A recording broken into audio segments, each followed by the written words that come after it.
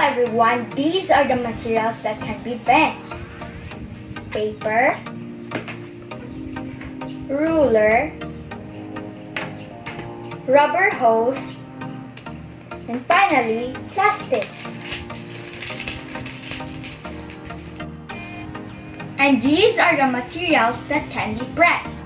Stuffed toy,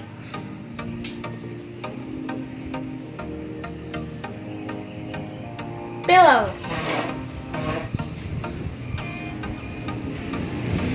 plastic bottle,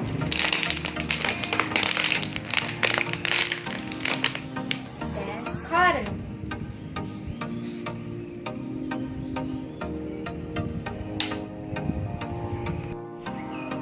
And also, these are the materials that can be hammered. Rock, shell, tiles, and then a chunk of hollow block. These are also the materials that can be cut. Paper,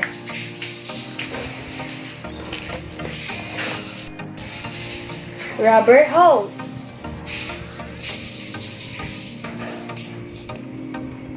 plastic, and then a piece of cloth.